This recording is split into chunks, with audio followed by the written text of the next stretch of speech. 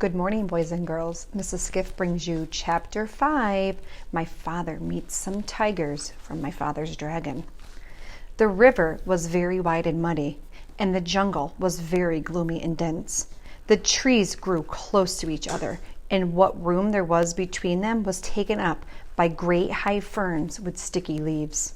My father hated to leave the beach, but he decided to start along the riverbank where at least the jungle wasn't quite so thick. He ate 3 tangerines, making sure to keep all of the peels this time, and put on his rubber boots. My father tried to follow the riverbank, but it was very swampy, and as he went farther, the swamp became deeper. When it was almost as deep as his boots tops, he got stuck in the oozy, mucky mud.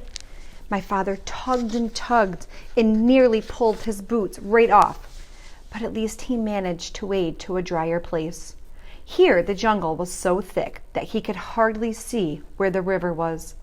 He unpacked his compass and figured out the direction he should walk in order to stay near the river.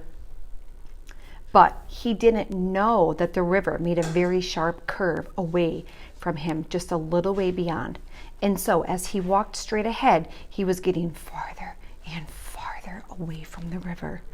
It was very hard to walk in the jungle. The sticky leaves of the fern caught at my father's hair, and he kept tripping over roots and rotten logs. Sometimes the trees were clumped so closely together that he couldn't squeeze between them, and he had to walk a long way around. He began to hear whispering noises, but he couldn't see any animals anywhere. The deeper into the jungle he went, the surer he was that something was following him. And then he thought he heard whispering noises on both sides of him as well as behind him. He tried to run, but he tripped over more roots, and the noises only came nearer. Once or twice, he thought he heard something lapping at him. At last, he came out to a clearing and ran right into the middle of it so that he could see anything that might try to attack him. Was he surprised when he looked and saw 14 green eyes coming out of the jungle all around the clearing, and when the green eyes turned into 7 tigers? The tigers walked around him in a big circle, looking hungrier all the time, and then they sat down and began to talk. I suppose you thought we didn't know you were trespassing in our jungle. Then the next tiger spoke. I suppose you're going to say you didn't know it was our jungle. Did you know that not one explorer has ever left this island alone? Said the third tiger. My father thought of the cat and knew this wasn't true.